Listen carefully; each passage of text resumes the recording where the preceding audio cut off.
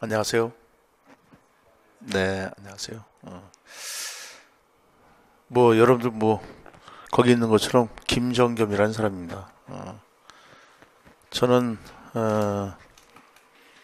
한국외국어대학교, 그 다음에 대학원 석박사는 동국대학교, 석박사는 이제 철학을 전공했습니다.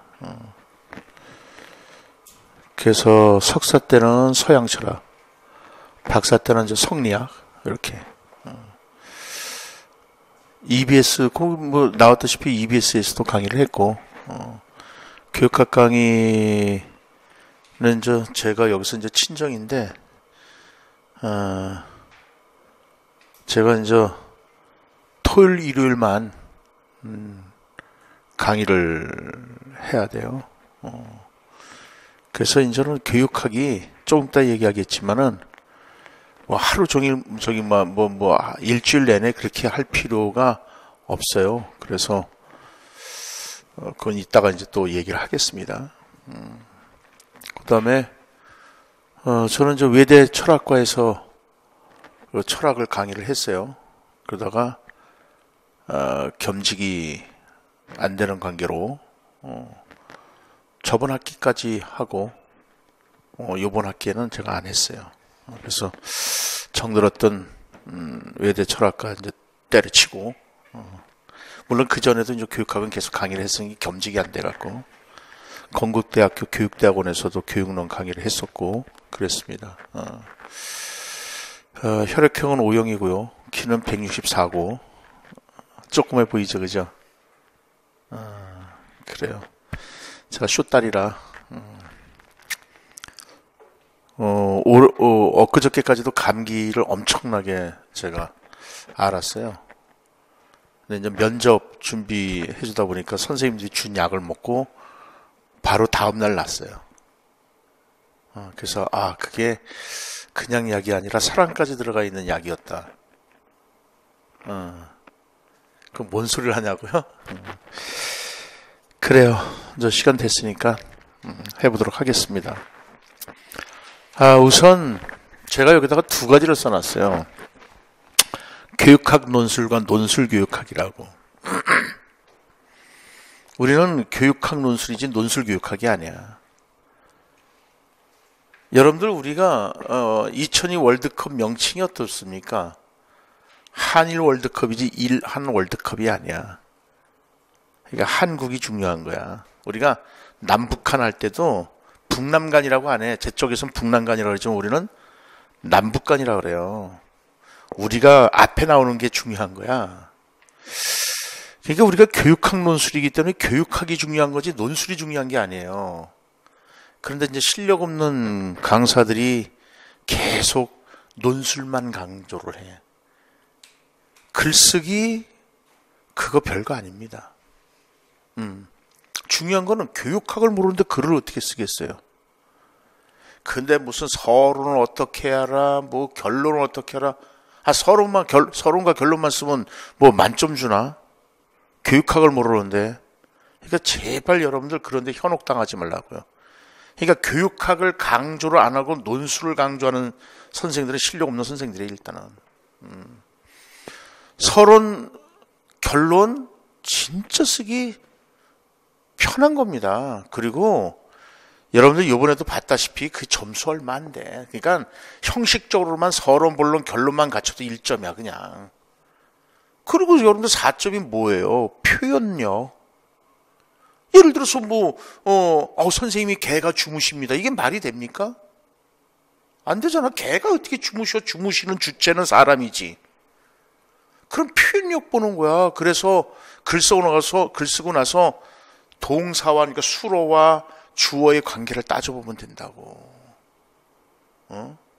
그리고 무엇보다도 중요한 건 논리야, 논리. 논술에서 그것만 갖추면 돼요. 그러면 논리는 뭐로 하냐? 논지와 논거라고 한단 말이야. 논지와 논거.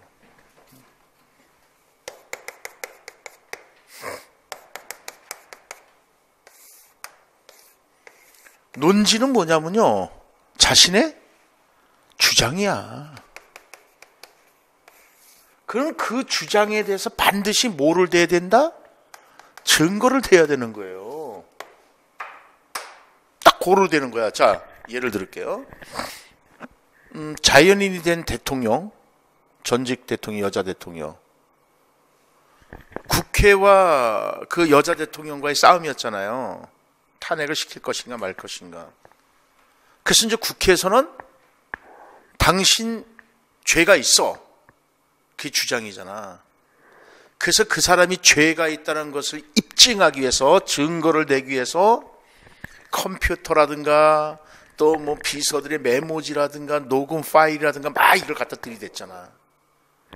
그러면 그쪽에서는 나는 무죄야를 주장하잖아요. 그럼 나는 무죄야라고 주장한 게 뭐야? 그게 논지라고. 그럼 증거를 대야 되는 거 아니야? 증거를 댔다 못 댔다? 하나도 증거를 대지를 못했어. 뭐 한 줄 알아요? 태극기 들고 대한민국 만세만 부른 거야. 그게 어떻게 그 사람이 무죄라는 증거가 되냐고. 그러니까 탄핵 딱 결정이 되는 거예요. 응? 봐봐요. 나 살인 안 했어요. 저를 믿어주세요. 믿을 사람 아무도 없어요. 그럼 네가 살인 안 했다는 거 증거를 대봐, 이렇게 나오는 거예요. 그러나 검찰 측에서 얘 살인했어요 주장이잖아요. 논지잖아요. 그래서 CCTV를 갖다 대고 뭐 지문을 갖다 대고 막 갖다 대는 거야. 그래서 너는 죄가 있기 때문에, 유죄이기 때문에 넌 사형이야라는 결론이 내려지는 거예요. 그러니까 여러분들 논지만 있으면 아무런 필요가 없다는 거예요. 논거를 대야 되는 거지. 네. 그러니까는, 자, 다시 한번 말씀드리지만은, 교육학 논술에서 교육학이 중요한 것이지, 진짜 논술은 그 두 가지만 알면 되는 거야. 어려운 게 아니란 말이에요. 그러니까, 논술을 자꾸만 강조하는 그런 교육학 선생은 실력이 없는 선생이야. 교육학이 중요한 거지. 그래서 두 가지 주의하시면 돼요. 첫째, 논지와 논거, 지금 얘기한 거. 그 다음에 두 번째로는 표현력이야. 이건 논리력을 보는 거고. 표현력. 그래서 표현력은 아까도 얘기했지만 주어와 수어의 관계를 따져주시면 돼. 그리고 마지막으로는 형식적으로 그냥 서론, 본론, 결론, 그냥 간단해. 요만침 쓰고 서론이라고 딱 생각하고 한 칸 딱 들여서 쭉 본론 쓰고 마지막으로 결론 쓸 때 한 칸 들여서 쭉 한 단락 구성하면 형식적으로 눈에 딱 보였을 때 서론, 본론, 결론 딱 형태, 그건 1점이야. 그리고 이게 4점이야. 끝. 올해는 20점 만점 중에서 5점 처리가 됐는데 작년까지만 해도 4점이었어요. 이거 다 합해서. 내용이 16점이었다. 그러니까 교육학 논술이지 논술 교육학이 아니라는 점을 여러분들은 철저히 아셔야 되겠고, 교육학을 모르는데 어떻게 글을 쓰겠냐는 거예요. 그러니까 제발 그런데 현혹되시지 마라 이거예요. 제가 외대 철학과에서 강의를 했다 그랬잖아요. 그 친구들한테도 항상 얘기하는 게 그거예요. 왜냐면 리포트 내잖아요. 그럼 이제 학점도 주고 뭐 또 그네들끼리 토론시키거든요. 토론시켰을 때 주장만 하는 애들이 있어요. 그거는 있잖아. 논거가 없는 거잖아, 논거가. 그러니까 이제 그런 애들은 감점이 되는 거예요. 그래서 반드시 글을 쓰는 데 있어서 논지만 있고 논거가 없으면 감점이다. 그러니까 논술에서 이제 그거야. 그게 다야. 중요한 건 교육학이 16점, 15점이다라는 거예요. 아시겠죠? 자, 그래서 이제 첫 번째 요거는 이렇게 간단한 거다. 그러니까 어디에다가 이제 방점을 찍어야 되죠? 교육학에.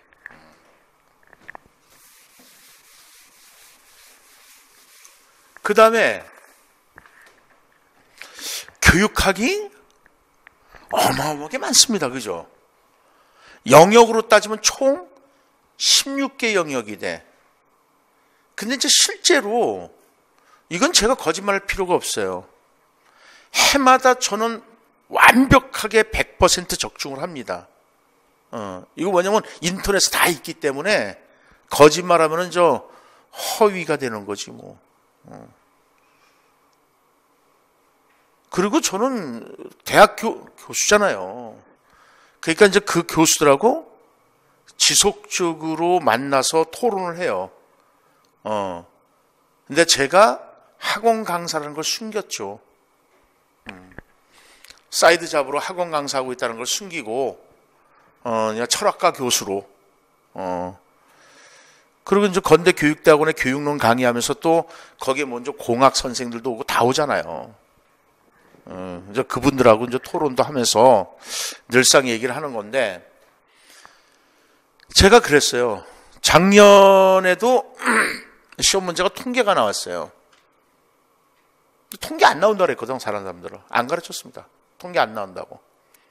근데 통계가 안 나오는 게 말이 안 되거든요. 왜냐? 내 주장을 이제 통계가 안 나오는 게 말이 안 된다. 통계가 나온다는 거잖아. 이게 내가 주장이잖아요. 그런데 난 증거를 댈게요. 논거가 뭐냐면은 교육과정평가원에서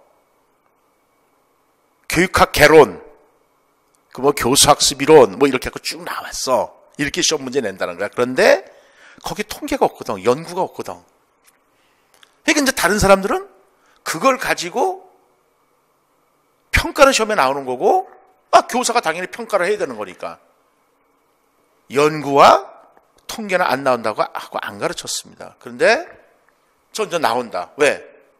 교육학 개론을 보세요. 교육학 개론에는 통계와 연구가 들어가 있습니다. 오케이? 뿐만 아니라 가드너를 얘기를 하면서 얘기를 했어요. 가드너가 인지적 강점이라는 얘기를 해. 예를 들어서 이효리 노래 잘 부르잖아요. 그러니까는 인지적 강점이 음악적 지능이라고. 이번에 시험에 나온 거잖아요. 그런데 못 부르는 게 뭐냐면은, 못하는 게 뭐냐면은 글짓기를 못해. 이게 인지적 약점이거든. 그러면 가드너는 인지적 강점을 통해서 인지적 약점을 보완한다는 거예요. 뭐라고요? 시작. 인지적 강점을 통해 인지적 약점을 보완하는 거야. 이제 수업 방식이에요. 이해하게끔 쓱 예를 들어주고 그거를 갖다가 여러분들한테 이제 머릿속에 넣게. 이해가 됐으니까. 이거 무슨 말이냐면은 이효리가 인지적 강점으로서 음악적 지능은 뛰어난데 가사를 못 쓰는 것이 인지적 약점이니 노래를 통해서 가사 쓰는 것을 보완하자는 거거든. 그러니까 어떻게 하면 돼? 개사. 노래 가사를 개사하는 거거든. 이게 인지적 강점에 이 인지적 강점을 통해서 인지적 약점을 보완하는 거거든. 내가 이제 계속 그렇게 예를 들어주고, 그리고 이게 올해 이제 시험 문제 나온 거라고요. 그래서 인지적 강점은 통계로 얘기하면은 1표준 편차 이상이라 그래. 통계잖아. 1표준 편차 이상을 모르는데 어찌 인지적 강점을 알 수 있겠냐고. 통계가 안 나오는 게 말이 안 되잖아. 그리고 교사의 역량은 어디에서 나온다? 연구에서 나오는 거야. 야, 저 교사 김정겸이란 저 교사 최고의 교사야. 이렇게 평가받는 것은 교수 기술이라든가 교육학이라든가 여러분들 전공이라든가 이런 데서 평가를 받는 거야. 그게 바로 뭐다? 연구야, 연구. 이 연구에서 나오는 거야. 그러니까 안 나오는 부분은 없다는 거예요. 근데 자기네들이 그게 힘드니까, 연구와 통계 가르치는 게 힘드니까 안 나온다고 하는 거예요. 그 작년에 나왔잖아요. 그 우리 선생님들, 여러분들 우리 카페에 들어가면은 작년에 대구에서 영어 선생 한 명 뽑았어요. 그 사람 한 명 됐잖아요. 전화 인터뷰한 게 나온다고요. 대전에서도 2명 뽑는데 2명 중에 1명 합격해서 나갔다고요. 전화 인터뷰한 게 다 있다고요. 그런 거 맞춰주는 거거든요. 그래서 저는 수업 시간에 이렇게 얘기를 합니다. 이제 별표, 지식의 위계야. 위계를 따져줘요. 그래서 별표, 와장창, 왕창, 뭐 소박한 별표, 별표, 그리고 그냥 안 가르치고 넘어가는 부분이 있고 그래요. 알 필요 없다는 거죠. 근데 책에 안 넣으면 안 돼. 왜냐하면은 다른 사람들은 책이 이렇게 두꺼운데 내 책이 얇아봐. 그러면은 신뢰를 하지 않는다는 거야. 꼭 공부 못하면 가방이 무거운 것처럼 책이 두꺼워야 된다고 생각하거든. 나도 이제 거기는 맞춰야 되지 않냐는 거지. 근데 누누이 말씀드리지만 전 기필코 100% 적중을 해요. 그리고 저는 영어를 좀 합니다. 그래서 제가 낸 뭐 번역책도 있고 그런데 여러분들 그 행정에서 계획과 기획이라는 시험 문제가 나왔을 때가 있었어요. 그때 어려웠거든. 그거 다 틀렸어. 근데 우리 선생님들 다 맞았어. 왜? 영어로 풀어줬거든요. 기획은 플래닝, ing가 들어가고 계획은 플랜이거든. 그러면 ing가 들어갔다는 것은 뭘 말하는 거죠? 진행이죠, 진행. 다시 말해서 과정을 중요시하는 거거든. 그 말이 꼭 들어가야 되는 거잖아. 그래서 기획과 계획이 비교하는 게 시험 문제 나왔잖아요. 그러니까 교육 기획이라는 것은 계획해 나가는 과정이야. 그러니까 얼마든지 뭐야? 수정? 가능하다는 거지. 그러기 때문에 학교에 행정을 하는 데 있어서 창의적으로 운영할 수가 있는 것이고 그때그때 수정 보완이 가능한 거거든. 그래서 저는 영어하고 한문으로 이제 이거 풀어서 설명을 해드립니다.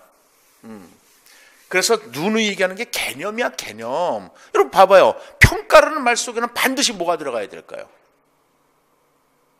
평가가 나오게 되면 여러분 평가는 해마다 시험에 나오는 거잖아. 평가라는 걸 쓰게 되면 반드시 써야 되는 그걸 안 쓰면 표현력이 제로야. 근데 평가라는 말 속에는 반드시 뭐가 들어가야 될 것 같습니까? 기준. 제가 대학교 이제 강의 스타일이 그래요. 기준. 그리고 그 이제 토론 붙이고 그러는데 봐봐요. 영어로 이밸류에이션이 평가잖아요. 요게 E 플러스 밸류에서 나온 거잖아요. 밸류가 무슨 뜻이에요? 가치잖아요. E가 무슨 뜻이에요? eliminate, get rid of의 뜻이라고. 이거 제거하다, 뭐 바깥으로 내보내다, 막 이런 뜻이 있다고. 그래서 얘기 나오는 것이 가치 판단이라는 말이 반드시 들어가는 거야. 평가는 가치 판단이라는 말이 포함되어 있는 거야.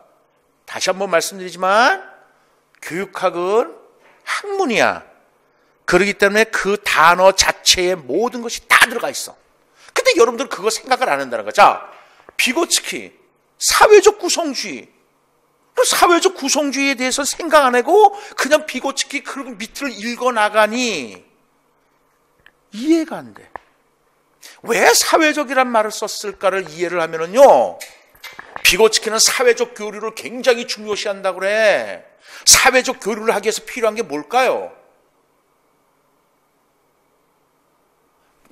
나는 애기고 여기 선생님이잖아. 그러니까 내가 모르잖아. 그러니까 사회적 교류를 한단 말이야. 그러면 사회적 교류를 하기 위해서 가장 필요한 게 뭘까요? 언어야, 언어. 근데 언어라니까 의미가 안 되지.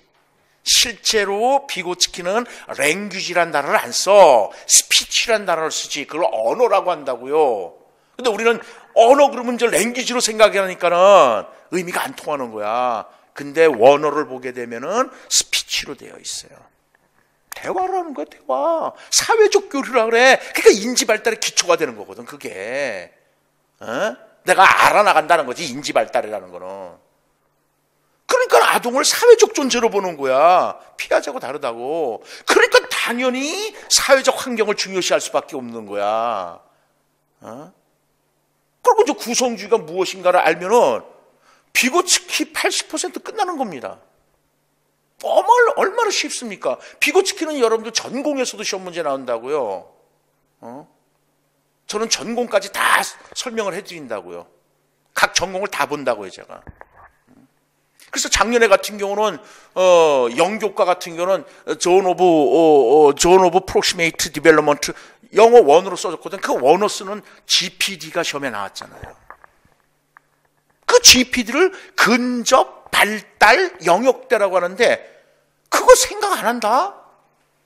그냥 근접 발달 영역대 근접 발달 영역 그 밑을 읽으니 이해가 되냔 말이야. 왜 근접이란 말을 썼을까? 그거 생각 안 하는 거야.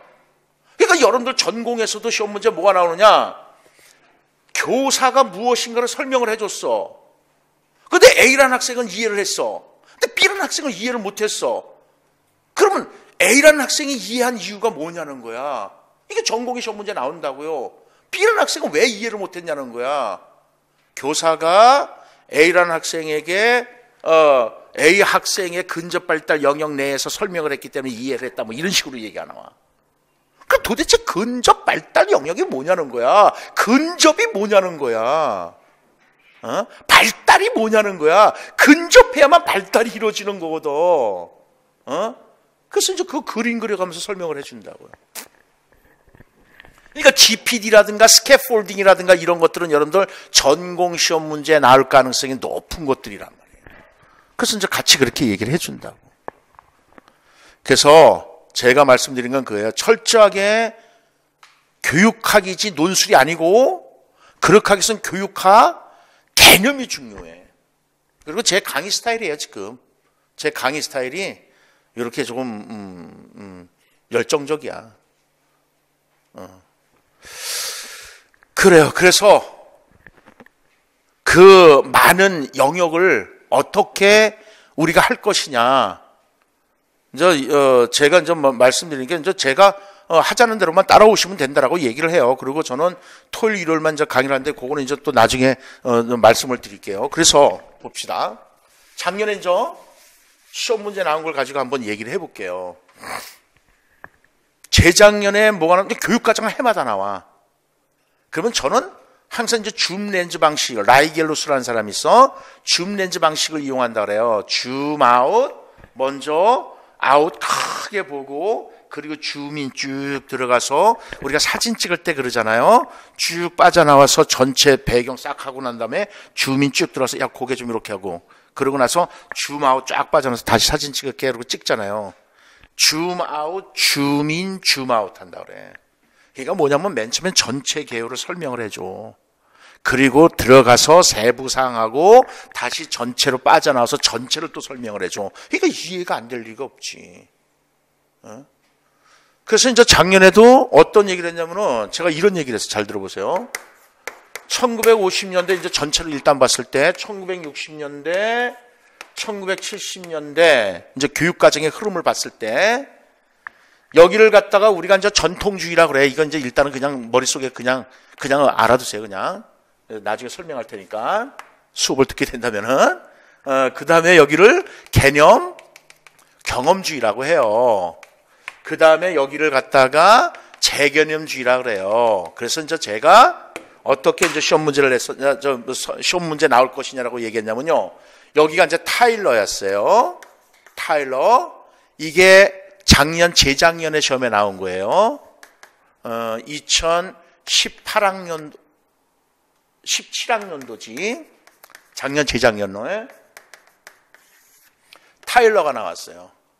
그리고 이쪽에서 나오는 사람이 누구냐면 워커가 나왔어요. 워커. 작년에 나왔죠? 수기 모형으로. 이게 재작년, 작년에 나왔어요. 자, 그러면은 올해 뭐가 나올 것인가라고 이제 제가 얘기를 한 적이 있어요. 그런데 제가 무슨 얘기했냐면 이 타일러 나쁜 놈이라고 얘기를 했어요. 왜? 타일러가 있어서 교육과정이 발전을 해와서 타일러 때문에 복잡해졌어.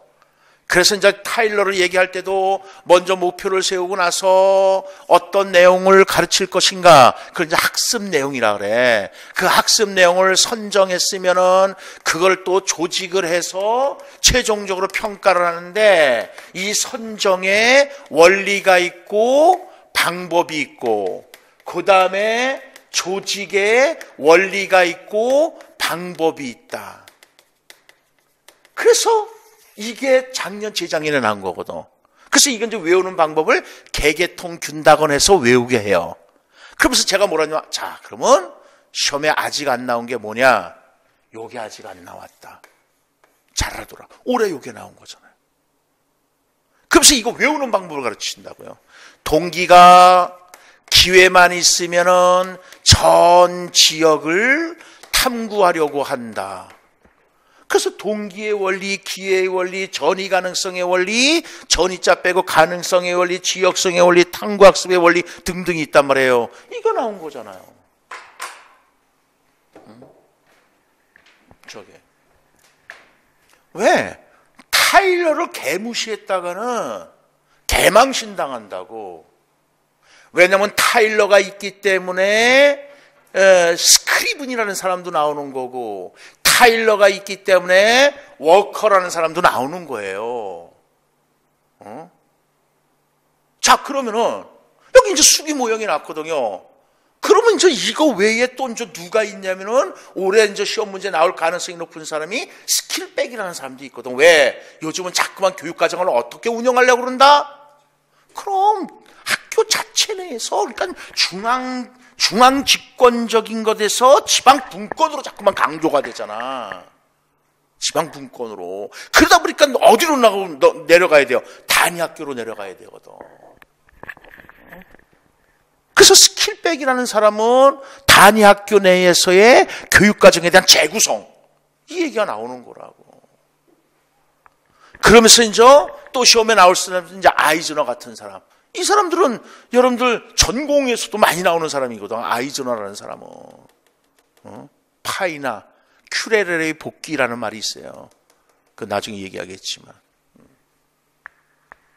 그 다음에 제가 또 뭘 했냐면요. 자, 지능 이론에도 객관주의 지능 이론이 있다. 그래서 전체를 딱 그려줬어요. 어떻게 했냐면, 그것도 마지막 날도 해줬어. 어떻게 했냐면 이렇게 해줬어요. 그러니까 저는 자꾸만 전체를 먼저 생각을 하게 해. 그래서 이게 이래서 중요한 걸 알아야죠. 객관주의 지능 이론이 있어요. 그리고 구성주의 지능 이론이 있어. 당연히 시험 문제가 어디서 나오겠어요? 그럼 구성주의 지능 이론에서 나오는 거야. 그래서 지능이 2개야. 이게 스피어만이잖아. 뭔 소리야? 지능이 4개야. 너 그러면 쏜다이 크거든. 그러니까 에이 웃기는 소리 하지 마. 이 요인론에 대해서 그거 아니거든. 그러면서 7개 한 사람이 서스톤이라는 사람이거든. 7개 같은 소리 하고 있네. 180개야. 이게 누구야? 길포드라는 사람이야. 이게 객관주의 지능 이론이야. 이게 시험에 나오겠냐고. 시험에 나오는 게 이게 나와야지. 그 중간에서 있는 사람이 누구냐면 카텔이라는 사람이거든. 그래서 결정성 지능, 유동성 지능 이런 말을 해. 그리고 이쪽으로 와서 이제 누구냐면은 가드너거든. 그리고 나서 이후에 스탠버그거든. 그 제가 그랬거든.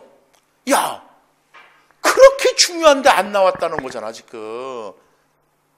구성주의는 재작년서부터 시험에 나왔어. 그래서 재작년에 나온 게 누구냐?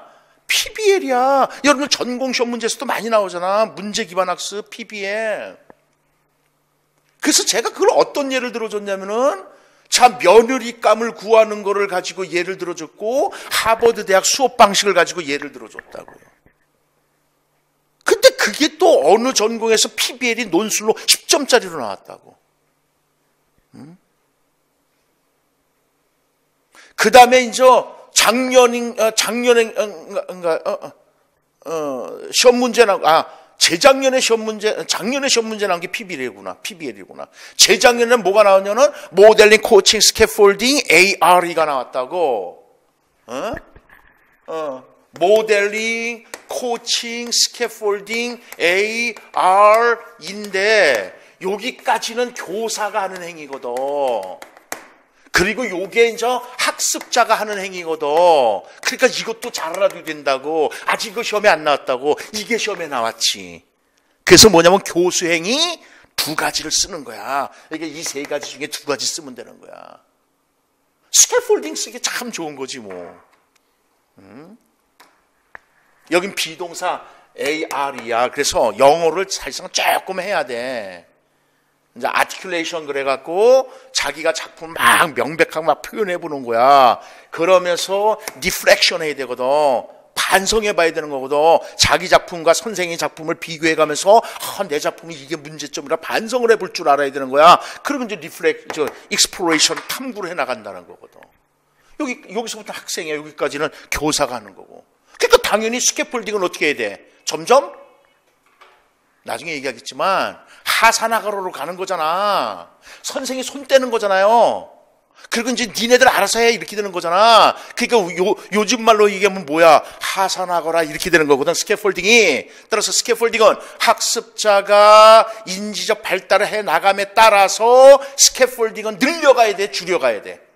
줄여가는 거야. 줄여가는 거예요. 그래서 실제로 4단계라면 좀 마지막에 페이딩이라고, 국어 페이딩, 사라짐, FO, F인, FI 이거 있잖아요. 시나리오 쓸 때. 그러면서 이제 대주제가 오늘 나와서, 대주제가 뭐냐? 반성적 사고를 탄 반성적 실천이란 말을 해. 그래서 제가 어떤 얘기하냐면, 자, 영교과 시험에 나올 가능성이 높은 것이 있다. 교사가 반성적 저널을 해야 된다. 저널 쓰기라는 것이 있어요. 저널 쓰기. 한마디로 쉽게 말해서 여러분들 그날 성찰의 일기 쓰는 거야. 근데 왜 성찰의 일기를 쓸 것 같아요? 왜 반성을 할 것 같아요? 전문성을 신장하기 위해서 하는 거야. 그래서 대주제가 그 전문성 신장을 하기 위한 이런 말이 들어가지 않으면은 1점이 깎이는 거야. 대주제가 녹여 들어가야 되는 거야. 그런 것만 주의하면 된다고, 논술할 때는. 그래서 올해 그게 나온 거라고. 그래서 교사가 전문성 신장을 하기 위해서 전문적 학습 공동체를 형성해야 되는 것이, 그것도 올해 시험 문제 나온 거잖아. 그런데 제가 딱 그랬거든요. 뭐라냐면 마지막 날에, 자, 유아에서 시험 문제 뭐가 나오는가를 우리는 잘 봐둬야 된다. 작년, 재작년에 유아에서 동료 장학이 나왔어. 그래서 그해 작년, 재작년에도 우리도 동료 장학이 나왔다고. 올해도 여기가 동료 장학이 나왔어. 그래서 동료 장학 잘 알아두라 했어. 그 동료 장학 나왔어. 그래서 전문적 학습 공동체를 쓰면 되는 거였어. 문제는 어려운 게 뭐였냐면은 신뢰도 문제하고 척도였습니다. 근데 신뢰도 개판 5분적으로 가르쳐 준 거야. 답이 저마다 다 달려. 근데 신뢰도는 제가 딱 가르칠 때 뭐라 하냐면은 순서대로 외워야 된다. 그러면서 어떻게 해줬냐면은 이렇게 해줬어요. 맨 처음에 재검사 신뢰도라고 한다. 다시 검사하는 거야. 그런데 이 재검사 신뢰도에 문제가 생겨. 문제가 생기기 때문에 다음에 나오는 게 이제 동영검사야. 그런데 동영검사 진짜 좋아. 근데 이게 하기가 힘들어. 그래서 나온 것이 반분 신뢰도야. 근데 반분 신뢰도 문제가 뭐냐면은 신뢰도를 높이기 위해서는 50문제면은 50문제를 전부 측정하는 것이 신뢰도가 높은데 이게 반분이잖아. 반으로 쪼갰다는 거잖아. 25문항 갖고 측정하는 것보다는 50문항을 가지고 측정하는 것이 더 좋잖아. 자, 문제가 뭐가 나왔는데 반분 신뢰도가 문제라는 거야. 그걸 해결할 수 있는 방법이 뭐냐라고 시험 문제 나왔어요. 그게 바로 스피어만 브라운의 교정 공식이라고요.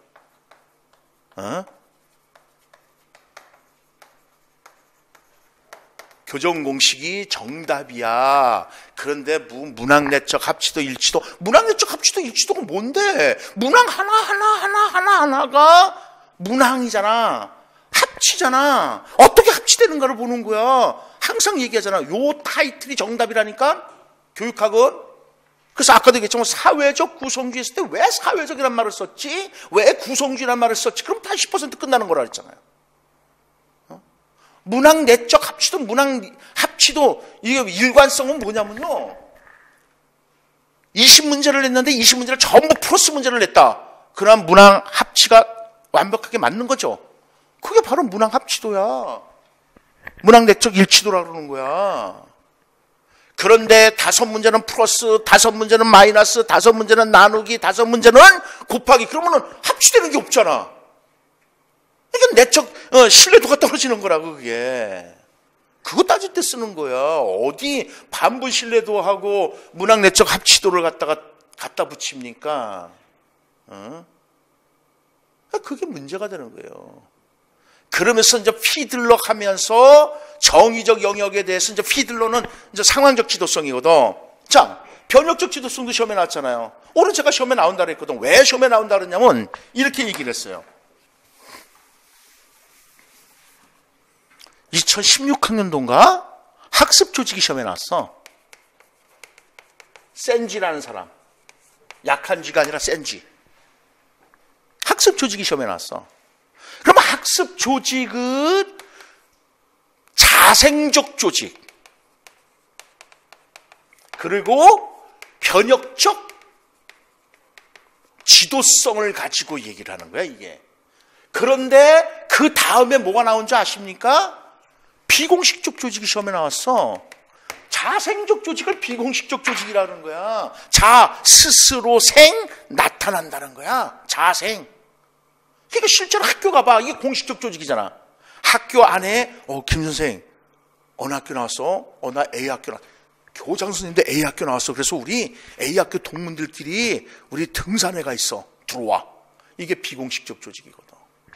스스로 생겨나. 그래서 자생적 조직이라는 거야. 그래서 제가 이제 어떤 얘기냐면, 자, 그렇다면은 올해 시험 문제가 뭐가 나오겠느냐. 비공식적인 변혁적 지도성뿐이 더 있어. 실제로 이렇게 강의를 했어요. 그 변혁적 지도성 썼잖아요.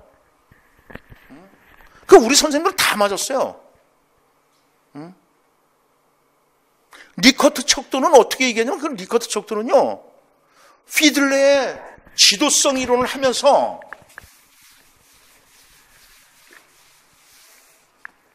이런 게 있어요.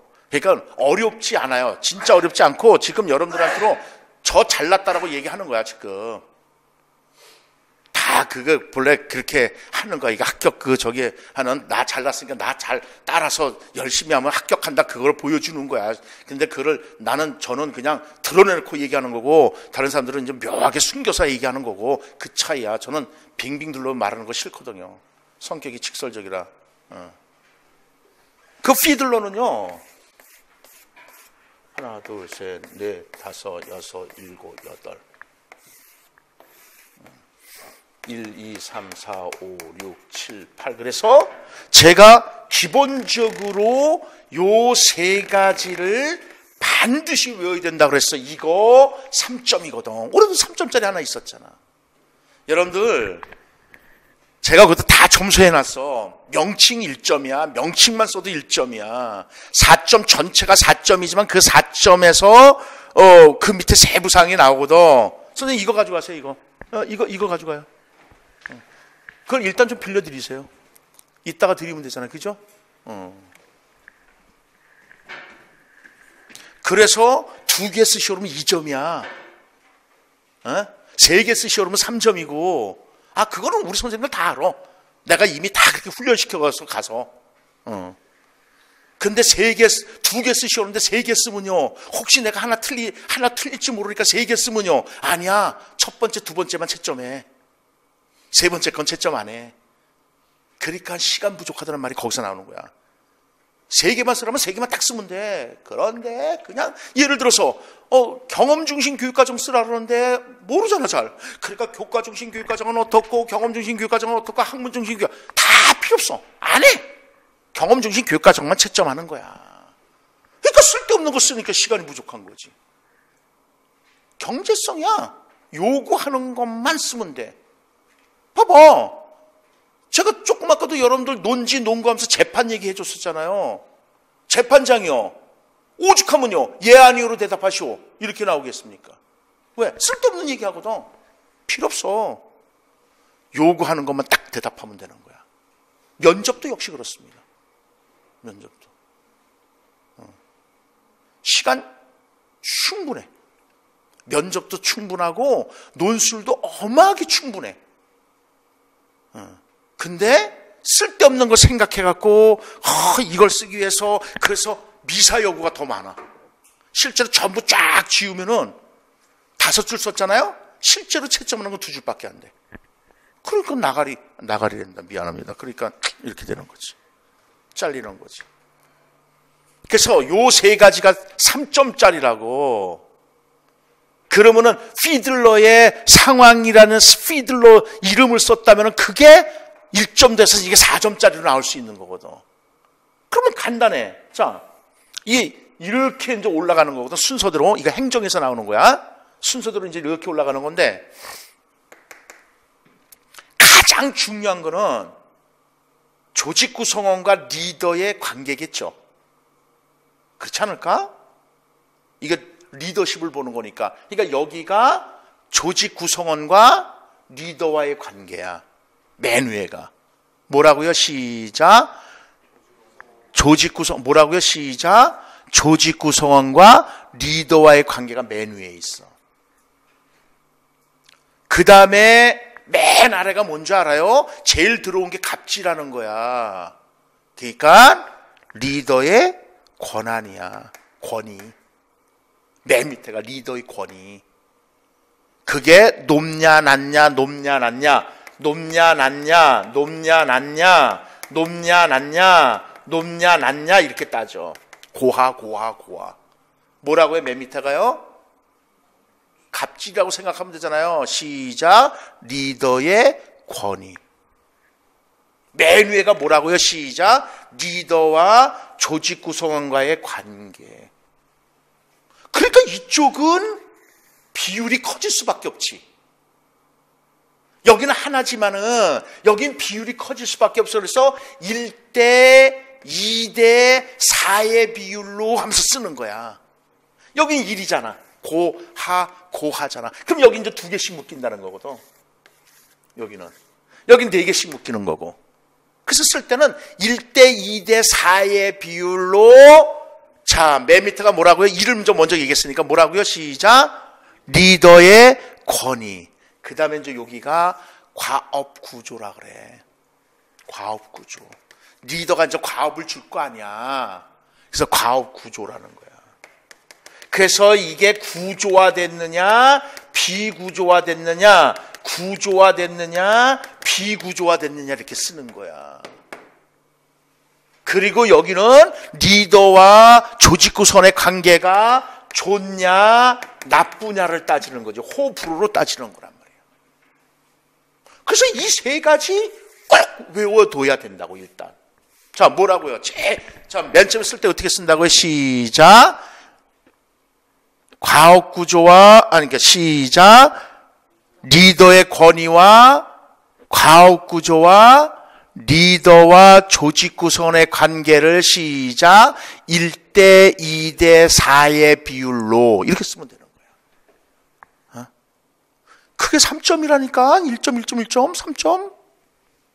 그런데 이제 여기에 뭐가 나오냐면은 LPC라는 것이 있어. 이거 나중에 얘기할 거예요. 이거 오늘은 어쨌든 요 핵심적인 거 요 3가지 외웠다는 거에 만족하고 가세요. LPC가 뭐냐면요. 영어로 리스트 프리퍼드 코워커야. 요걸 얘기하면서 리커트 척도를 얘기를 하거든. 덜 선호되어지는 동료 작업자야. 다시 말하면 리더가 얘 싫어. 같이 일하기 싫어. 쟤는 괜찮아. 이렇게 따지는 거야. 그렇게 하기 위해선 척도가 필요해. 그래서 어떻게 하냐면은 여기가 아주 좋음, 여기는 아주 나쁨. 그러면 여기는 나쁨이겠지 뭐. 여기는 좋음이겠지 뭐. 여기는 보통이겠지 뭐. 중간. 그래서 그 사람의 어떤 정의적 영역을 측정하는 거야. 그러니까 이쪽으로 가면은 척도가 높은 거거든. 이쪽으로 하면 척도가 떨어지는 거거든. 그러니까 LPC 척도가 높으면은 인간관계 지도성이 좋다는 거야. 그렇죠. LPC 척도가 떨어지면은 야, 너 일만 해 하는 과업 중심의 지도성을 실시한다라고 얘기를 하는 거야. 그 나중에 또 나오는데 다시 한번 얘기하죠. 교육학은 쉽습니다. 정말 쉽습니다. 그런데 가르치는 사람들이 자기들이 이해를 못하고 그러니까 그냥 쭉쭉쭉쭉 읽고 설명해 나가서 여러분들이 이해가 안 돼. 저는 칠판을 엄청나게 많이 씁니다. 칠판이 왜 있어? 칠판 교수처럼 이해하기 쉬운 게 없는 겁니다. 그래서 저는 물어보시면 알아요. 제가 제일 지저분합니다. 칠판을 엄청나게 씁니다. 그리고 칠판 쓱 지워봐요. 쓱 지우면은 내가 지금 색분필을 안 썼지만은 이게 여러분들 이게 그림으로 잔상 효과로 나오는 거라니까요. 이 그린 게 나오잖아요. 그래서 내가 밑에서 위로 화살표 했을 거고 그래서 맨 밑에 뭐라고 썼어요? 안 썼잖아요. 뭐라고 썼어요? 리더의 권위. 두 번째는요. 과학구조. 세 번째는요. 리더와 조직 구성원의 관계. 그래서 여기다가 몇 대 몇으로 썼어요. 1대 2대 4의 비율로 써놨잖아요. 그리고 요 사이에 무슨 척도라고 그랬어요? LPC 척도라고 했잖아요. 그러면서 거기서 리커트 척도가 나오는 거거든.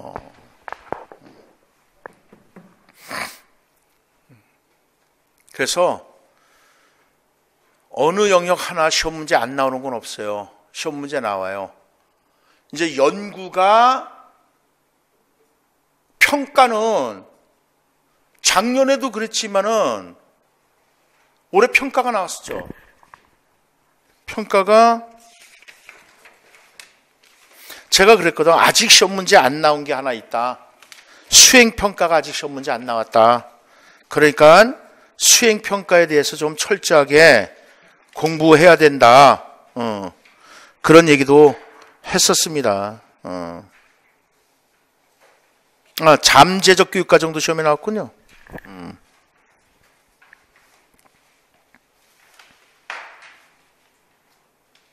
이거 올해는 평가가 척도하고 신뢰도가 나와서 평가가 뭐 나온 거라고 얘기할 수 있는 건 아니야. 사실상 평가 파트에서 나오긴 나왔지만 작년에도 그랬거든요.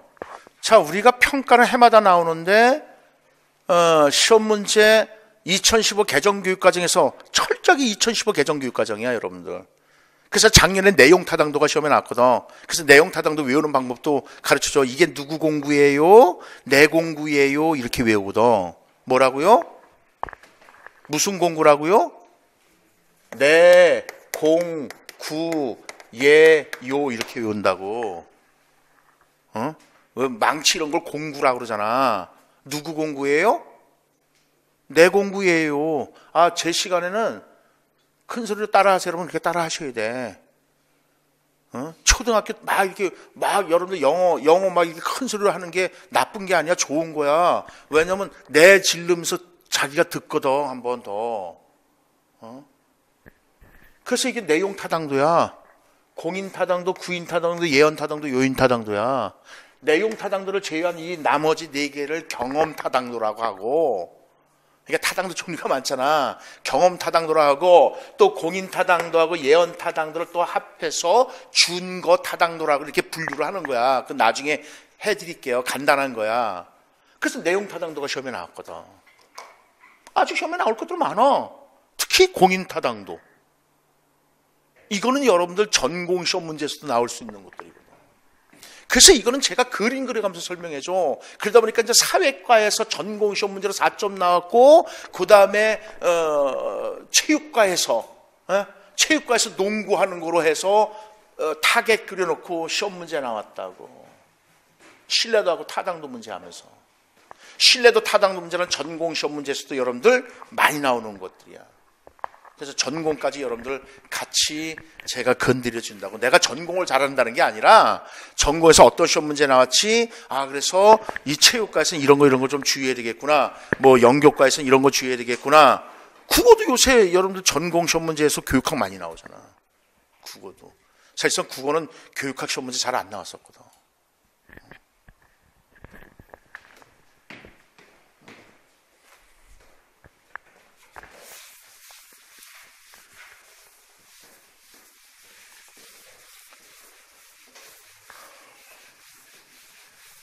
그래서 2015 개정교육과정과 관련해서 시험 문제가 나오는 거예요.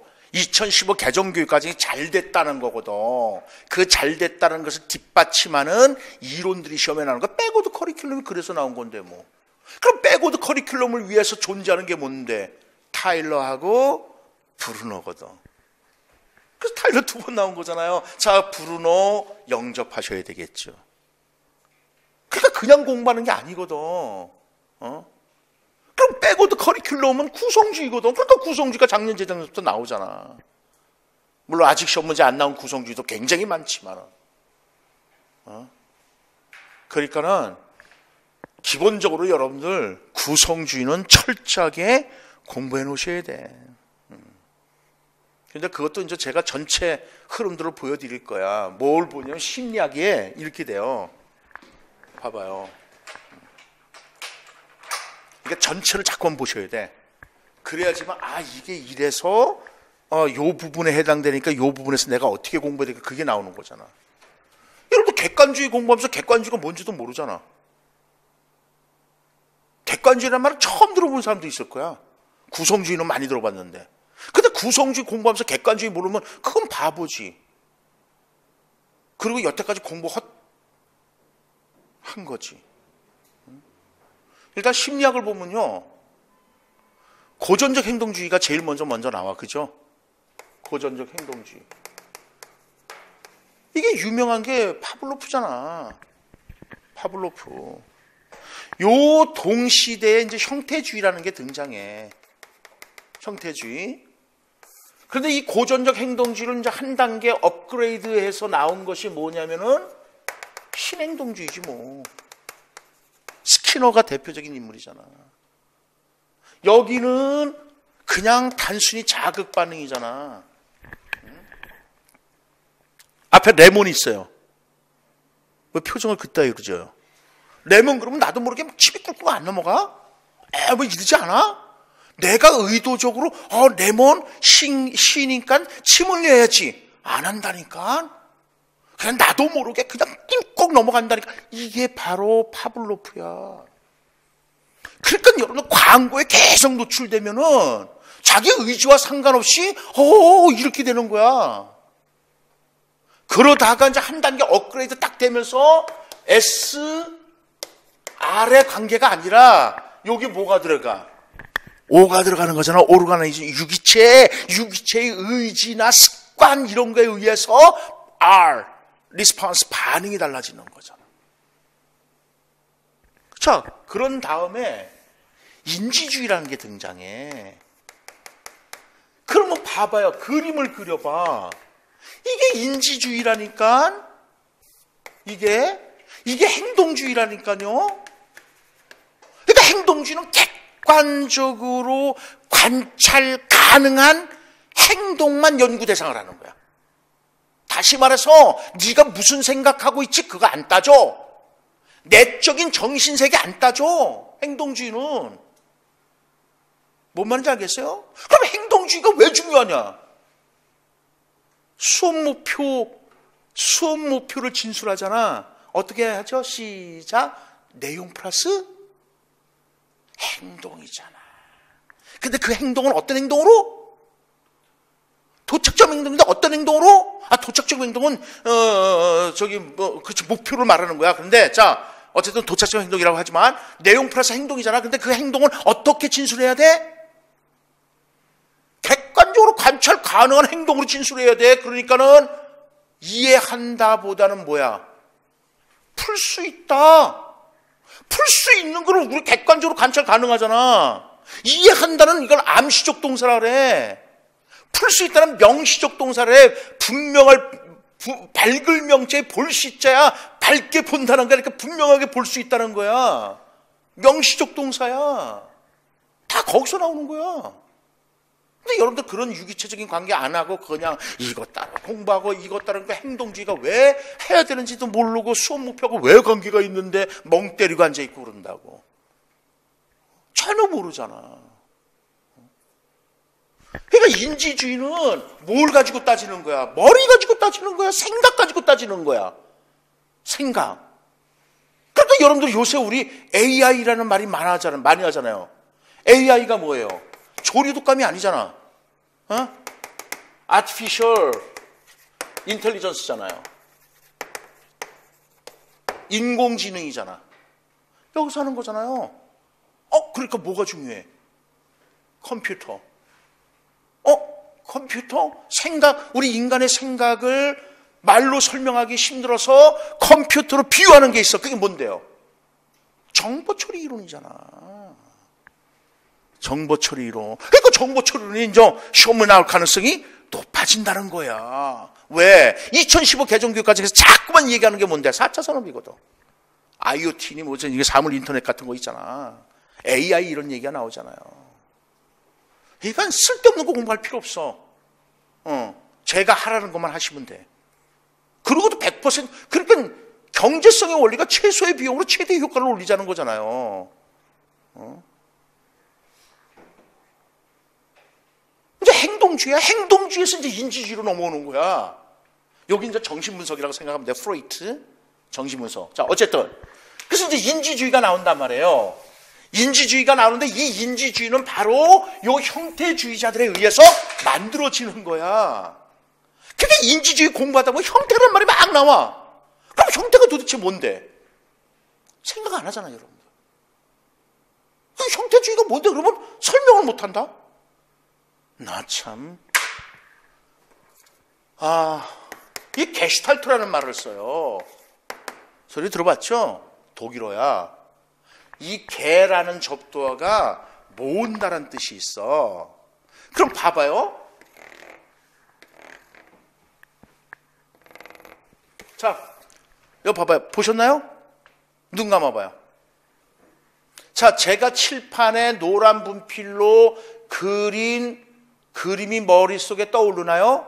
네, 눈 뜨세요. 그 형태는요. 삼각형이죠. 형태가 삼각형이잖아. 근데 여러분들 삼각형, 요거 하나, 요소라 그러잖아. 요 하나하나 더해서 전체 삼각형으로 인식이 됐나요? 아니면 딱 보자마자 전체적으로 지각한 거야? 전체로 딱 지각해서 삼각형 했나요? 그럼요. 그걸 형태주의라는 거야. 행동주의는 요소주의라는 거야. 요소주의. 그러니까 저기 봐봐. 밤에 네온 사인 움직여요, 안 움직여요? 움직이죠. 근데 실제로 움직이나요? 안 움직이는 겁니다. 근데 형태로 봤을 때는요, 움직이는 거거든. 이거를 이제 파이 현상이라 그래. 그러니까 네온 사인의 원리를 이용하는 건데, 베르트하이머라는 사람인데 파이 현상인데 영화의 원리가 되는 거잖아. 영화 봐봐요. 실제로 필름이 어떻게 되는 거예요? 필름 쭉 돌아가는데 그 빨리 돌리는 거잖아. 우리가 여러분들 책장 같은 데다가 그림 그려놓고 드르륵 하면 막 움직이는 것처럼 보이잖아. 그게 파이 현상이라니까. 실제로 필름 거기에 두 개만 띡띡 끊어져 봐. 그러면 가다가 틱틱 끊어져 갖고 영화가 안 되지.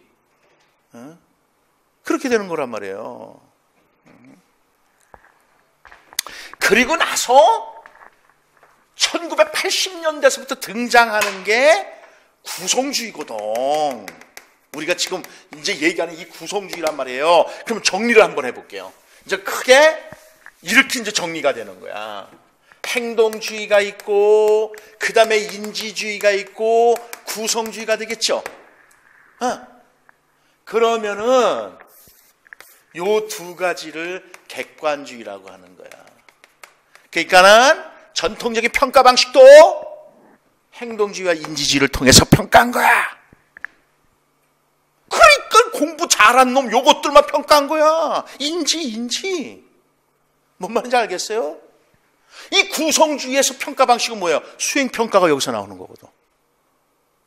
그런데 이 구성주의는 크게 두 가지로 일단 나눠요. 요 인지주의의 영향을 받은 인지적 도제 이론이라는 거. 재작년에 시험에 나온 거잖아요. 모델링, 코칭, 스캐폴딩 이거에. 그리고 사회적 구성주의라고 하는 거야. 근데 사실상 사회라는 말이 나왔기 때문에 여기는 개인이 돼야 돼. 그래서 개인적 구성주의라고도 하지. 대표자가 누군데? 삐아제.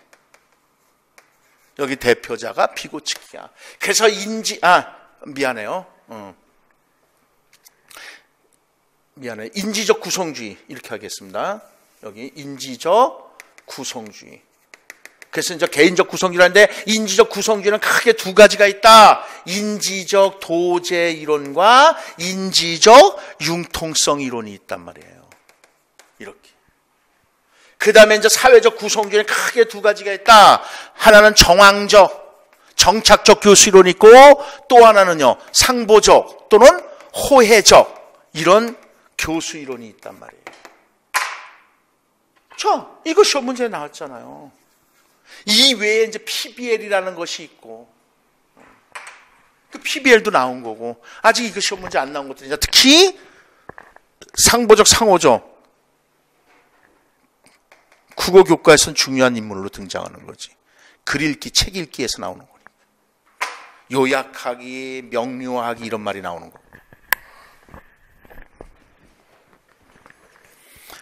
네, 그래서 다시 한번 말씀드리지만은 교육학 절대 겁먹을 필요 없습니다. 진짜로요. 진짜로요. 중요한 거는 여러분들이 어떻게 맥을 잡아서 공부할 거냐가 중요한 거예요. 지금 여기 보면 이제 24페이지 같은 데 보면은 제가 이렇게 이제 웹 정리를 해요. 이게 이제 옛날서부터 이렇게 해놓은 건데 이게 타일러 해놓고 객관식 시험 문제 나온 거를 어떻게 우리가 논술로 녹여낼 것인가 하고 나온 거예요. 타일러는 두 번이나 계속 나오잖아요. 올해도 나온 거잖아요. 무슨 말인지 아시겠나요? 그래서 이제 이런 식으로 쭉 연결해서 거기 워커도 나오고 다 나오잖아요. 그래서 이 웹 정리 책이 스테디셀러예요. 엄청나게 팔려나가요. 이렇게 하는 사람은 저밖에 없거든요. 왜? 알아야 전부 연결을 하지. 모르니까 연결을 못하는 거야. 그러니까 전체를 보고 그리고 나서 나무 하나하나를 봐야 되는데 여러분들은요. 나무 하나하나만 공부를 하니 지금 논술은 전체를 이해를 해야 되는 건데 전체를 이해하면 하나하나 다 이해가 된다고요. 근데 하나하나 가지고는 전체를 못 본다고. 그래서 그렇게 이제 거기 그 24페이지 나온 것처럼 김정겸 수업 방식 이렇게 써놨잖아요. 이제 그렇게 한다는 겁니다. 그리고 누누이 얘기하지만 결론 어떻게 쓸 것인가 이런 것들은 그냥 간단해. 그건 나중에 말씀드릴 거고 저는 수업 시간에 이렇게 해요. 수업에서 이제 중요한 것들은 요쪽 한쪽에다가 그날 수업한 거 딱딱 적어 놓습니다. 그리고 그 수업 시간에 이제 그거를 이제 몇 번씩 되풀이를 해요. 그리고 수업 끝나기 전에 한 10분 남겨놓고 그날 배운 거 다시 이쪽으로 다 상기를 합니다. 상기를 하고 끝나고 나서 한 시간이나 2시간 정도 여러분들이 그 자리에서 공부를 하실 거야. 저도 그 자리에 앉아 있고. 그래서 이제 질의응답을 받아요. 여러분들이 모르는 거, 이해 안 된 거. 제 조 끝에 앉아 있으니까 질의응답하고, 그리고 이제 이게 전체가 또 알아야 된다 그러면 제가 다시 올라와서 또 강의를 해요. 그런 방법으로 수업을 진행을 합니다. 그래서 토요일 반이 있고 일요일 반이 있어요. 그래서 6시간 뿐이 강의를 안 해요. 그 정도만 해도 충분해. 그리고 나머지 전공에 올인하라 이거예요. 다만 그날 배운 거 일주일 내내 가서 보면 돼. 근데 그게 1시간, 2시간 안 걸려. 그날 공부한 거 딱 한 줄 보고 눈 감고 우리가 같이 했던 거 찾아봐봐요. 가드너 제가 설명하면서 예를 들어준 거 하나 있죠. 효리. 이효리 예를 들었잖아요. 자, 뭐라고 했어요? 시작. 인지적 강점을 지닌 지능을 통해서 인지적 약점을 보완한단 말이에요. 그게 주장이야. 그럼 그에 대한 논거는 예를 들면 효리. 그게 논거가 되는 거잖아. 그래서 효리는 인지적 강점이 뭐라고요? 음악적 지능이 뛰어나다 그랬잖아요. 인지적 약점은 뭐예요? 글쓰기가 인지적 약점이라 그랬잖아요. 그러니까 뭐를 통해서? 노래 가사, 개사를 통해서 인지적 약점을 보완하는 거잖아요. 이게 올해 시험 문제 나온 거잖아요. 사실상은 대인관계 지능이 떨어진 거고. 그래서 그런 식으로 몇 번씩 되풀이를 해. 그래서 이해가 굉장히 빠르고 여러분들 핵심적인 건 다 머릿속에 들어갈 겁니다. 그래서 3, 4월 달은 1, 2월 달은 이제 기초 잡는 거예요. 그래서 3, 4월 달은 조금 더 깊게 들어가는 거예요. 왜냐면 확장해 나가야 될 거 아니에요. 네, 그래서 보시게 되면은 뒤에 보게 되면 이제 토요일반, 일요일반 이 안내표가 나와 있습니다. 그러니까는 한번 참고들 하시고, 그리고 이제 제가 또 이제 상담을 받아요. 상담을 하면서 각 전공별로 다시 한번 얘기하자면 전공은 여러분들 그 전공 교수가 당연히 잘하는 거고 저는 여러분들한테 숙제를 내드려요. 전공 공부 어떻게 할 것인가. 그래서 전공 숙제 해온 거 그거 확인하고 제가 또 질문 몇 가지 물어보고 이런 식으로 전공은 물론 내가 전공하는 거 아니에요. 오해하면 안 되고 그래서 기출문제 가지고 여러분들 어떻게 공부하십시오 하고 그거 해왔나 안 해왔나 확인하고 그래서 늘상 면담을 할 겁니다. 그리고 여러분들 필요하면 언제든지 면담을 신청하시면은 제가 면담을 해드리니까 그렇게 하겠습니다. 질문 있으신 분? 네, 질문 받겠습니다. 없어요? 없는 것도 문제인데. 네. 이 첨삭 봐봐. 첨삭이 뭐가 중요한데? 첨삭 아직 아니야. 교육학도 모르는데 무슨 첨삭이야. 당연히 첨삭은 언제 해드리냐면요. 7, 8월 지나서 9월, 10월, 11월 요때 첨삭하는데 첨삭 2번만 하면 게임 끝나요. 눈이 얘기했잖아요. 논술이 중요한 게 아니라 교육학이 중요해요. 교육학 논술이에요. 당연히 첨삭해드려요. 첨삭해드리는데 교육학을 철저히 공부하셔라. 네, 첨삭해드립니다. 또요. 그러니까 다시 한번 얘기하지만 뭐 1월달서부터 1, 2월서부터 첨삭, 3, 4월 첨삭 큰 교육학을 강의를 못하기 때문에 거기에다가 여러분들 싹 현혹시키는 거라니까. 첨삭이 지금은 첨삭 아니라니까. 지금 글쓰기가 중요한 게 아니라니까. 지금 논술 시험 자체가 여러분들 글쓰기를 보려고 하는 게 아니야. 교육학을 보고 아까도 얘기했지만 논리. 그래서 논지 논거 그거 보는 거야. 그다음에 표현력. 예를 들어서 봐봐요. 상대평가 있잖아요.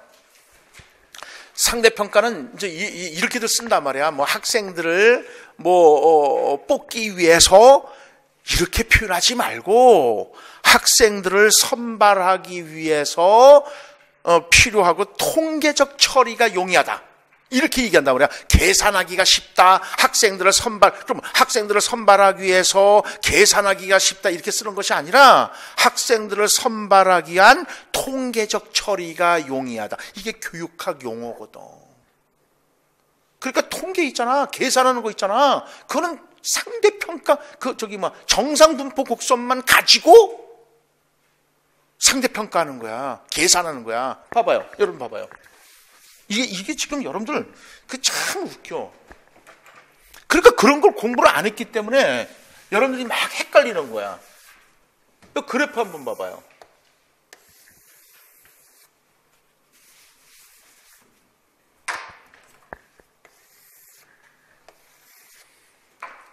노란 거하고 하얀 거 중에서 어느 게 정상이에요? 하얀 게 정상이잖아. 그래서 영어로 노멀 커브라고 해서요. 이걸 정상 분포 곡선이라고 그러는 거야. 그러면은 이 노란 건 앱너멀 커브예요. 그래서 비정상 그래프야. 비정상 가지고 애들을 선발해서는 안 되잖아. 그러니까 모든 계산 문제, 다시 말해서 n 플러스 마이너스 1 시그마는 뭐 약 68%고 n 플러스 마이너스 2 시그마는 약 95%. 이거 모든 계산, t 점수, h 점수, 모든 점수, 뭐 스테나인 점수, z 점수, 모든 거 다 이거 가지고 하는 거야. 하얀 선 가지고. 오케이? 그리고 좀 우리가 이렇게 따졌을 때 이게 딱 좌우 대칭이기 때문에 정상이라는 거야. 저 정상이잖아. 좌우 대칭이잖아. 그러니까 여기 50, 여기 50이거든. 그걸 평균이라는 거야.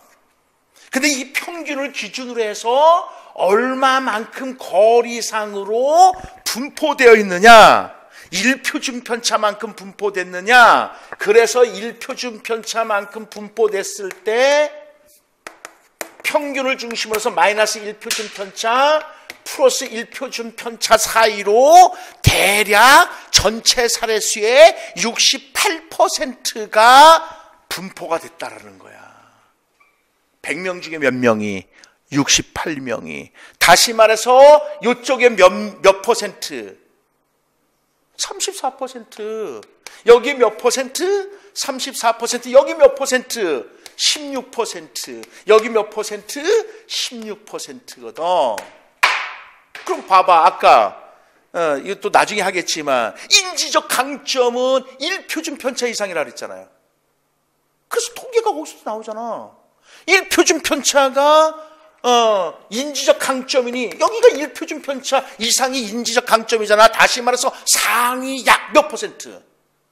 15, 16%가 인지적 강점이라는 거야. 오케이?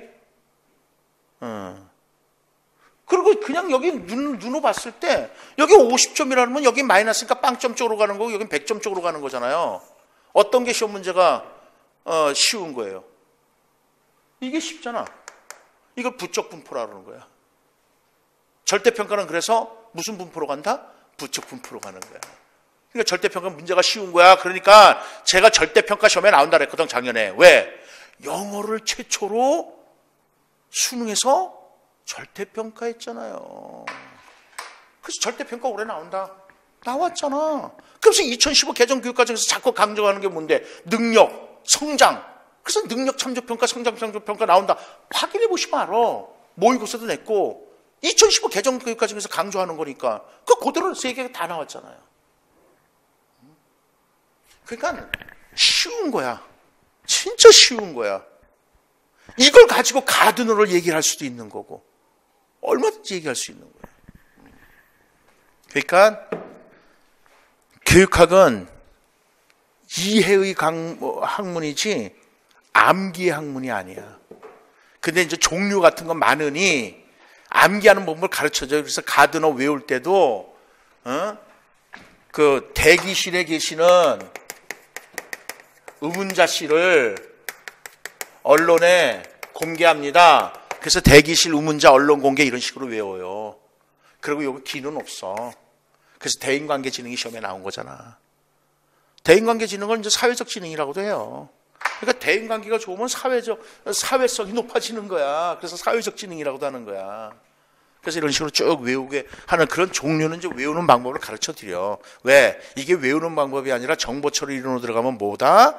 정교화 방법이거든. 근데 이제 여러분들은 외우는 방법 그래. 첫째, 이해야, 이해.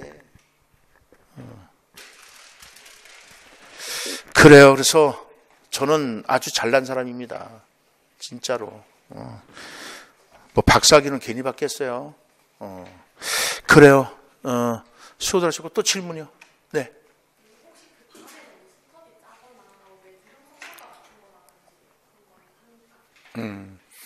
스터디는 일부러 안 짜드려요. 자, 왜 그러냐? 스터디를 짜드렸는데 서로 안 맞는 경우 깨져. 그럼 마음 상처가 굉장히 심해요. 그리고 서로들 안 봐. 그래서 자연스럽게 우리 뭐 하다가 어울려서, 왜냐면 사람들이 탐색 기간이 있잖아. 우리가 집단 상담할 때도 제일 먼저 탐색하는 거 아니야? 그냥 첫 번째부터 이러고 안 한단 말이야. 그러니까 여러분들 스스로가 맘 맞는 사람끼리 구성하는 게 좋아. 그런데 여러분들이 무슨 고등학교 1, 2학년도 아니고 보면은 그걸 관리받는다라고 느껴. 이렇게 선생님이 관리해 주니까. 실제로 관리받는 건 여러분들 교육학 실력을 관리를 받아야지. 당신들끼리 스터디 하시고 모여서 그게 관리받는 게 아니라고. 실제로 스터디는 마음 상해요. 그래서 나중에는 스터디 깨져갖고 방황하고 막 그래. 그거 한두 번 봤나? 그렇게 안 합니다. 알아서 하기. 스터디는. 두 번째, 형성평가. 1, 2월 안 합니다. 형성평가. 알지도 못하는데 뭐. 3, 4월서부터는 수업 중에 해. 그러니까 이게 형성평가라고 하시면 돼. 끝나고 1, 2월 달도 하지만 3, 4월 달 이렇게 하고 요거에 대해서 이제 종이 만들어서 이제 다음에 드려. 그래서 자기가 이제 막 가로 채워넣기 하는 거지, 한마디로. 글 채워넣기 하는 거지. 근데 형성평가 수업 중에, 형성평가도 시험에 두 번이나 나온 거야. 근데 형성평가 수업 중에 하는 거잖아. 그러니까는 뭐 형성평가지하고 놀아주는 것도 웃기는 거야. 그러니까 다시 한번 얘기하지만 제가 여기다가 가드너에선 반드시 우리가 머릿속에 넣어야 될 것이 3가지가 있는데 그 중에 하나 했어. 뭐라고요? 시작. 봐. 여러분들이 깊게 안 들었거든. 시작. 인지적 강점을 통해서 인지적 약점을 보완한다. 간단하잖아. 뭐 그게 뭐 어려워? 이해는 됐죠? 근데 교육학을 멀리 했다가 이제 잡으려니까 입에 안 익어서 그러는 거야. 그거에 대한 이해는요. 이효리 딱 떠올리면 되는 거잖아요. 그래서 얼마든지 글을 쓰면 되는 거잖아요. 그런 식으로 중간중간에 형성평가 한다니까. 또 질문이요. 그리고 나머지는 이제 여러분들 전공 공부하시면 돼. 그래서 우리가 6시간 쫙 강의를 했잖아요. 6시간 강의한 거, 그 6시간 강의한 거 그날 다 머릿속에 넣고 갑니다. 100% 장담합니다. 다만 그걸 집에 가서 다음날 일요일 날이잖아. 토요일 날 공부하시는 분은 일요일 날 이렇게 하잖아요. 일요일 날 한 2시간만 공부하면 돼. 근데 그걸 매일 해라 이거야. 그러면 그 다음날은 1시간, 그 다음날은 30분 정도면 줄어들어. 그래서 매일 공부해라 이거야. 매일. 6시간 공부한 거. 근데 여러분들 그렇게 안 하거든. 그러니까는 일주일 후에는 했나? 또 잊어버려. 왜? 우리는 망각할 수밖에 없잖아. 파지율이 떨어져. 그래서 심리학에서도 그렇게 나오잖아요. 이렇게 되는 거거든. 이게 시간이 지나는 거거든. 그래서 공부한 그날 학습해야 파지율이 높지, 며칠 후에 7일 후에 학습하면은 파지율이 이렇게 뚝 떨어진다고. 그러니까 제가 시키는 대로만 하시면 돼. 그리고 나머지는 다 전공 봐라. 전공이 80점이야. 전공이. 그러니까 전공도 여러분들 같이 여러분들 이게 큰 잘못이 뭐냐면요. 요번 달에는 요번 1, 2월 달은 교육학 끝내놓고 다음에 전공 아니야. 교육학 전공 같이 하셔야 돼. 그러기 때문에 토요일 반, 일요일 반이 여러분들한테로 유효하게 작용이 될 수가 있어요. 다 같이 매일 전공 교육학, 매일 전공 교육학 같이 하셔야 돼. 실제로 여유가 없어요. 이제 1월 달서부터 딱 하면요. 한 10개월뿐이 안 남는 거야. 11월 달 시험, 대략 11월 달 시험 보니까. 그러니까는 그날 공부한 거는 제가 완벽하게 여러분들한테 책임을 져드린다고요. 그러니까는 그거 그냥 일주일 내내. 대신에 또 2주째 한 것도 일주일 전에 한 것도 다시 2주째도 다시 공부하는 거야. 완벽하게 내 거 됐을 때까지. 줄줄줄줄 나올 때까지. 근데 그렇게 된다니까요. 제가 영어 강사도 했었어요. 옛날에. 그래서 영어 책도 많이 썼어요. 그 성문종합영어 뒤에 저기 수고 나오죠. 학생한테는 6개월 만에 그 수고 다 외우게 해요. 단, 첫 번째, 두 번째 줄을 철저하게 공부해라. 왜? 누적되는 거잖아. 그러니까 첫 번째 줄 거 대충, 두 번째 줄 거 대충 하면 세 번째 거 해봤자 몰라. 그래서 그거 다 외운다니까요. 그게 바로 행동주의예요. 반복학습. 그러니까 체육과에도 행동주의가 중요하게 시험에 나오는 거고 음악, 미술과 이런 데도 행동주의가 굉장히 시험에 나오는 이유가 반복 연습이거든. 오케이? 또 질문 있으신가요? 예, 질문 없으시면은 이거로 오늘 설명회를 마치도록 하겠습니다. 어쨌든 여러분들이 저에게 교육학을 맡기신다면은 당연히 여러분들이 합격해야 저도 좋은 거잖아요. 그래서 최선을 다하겠습니다. 자, 수고들 하셨습니다.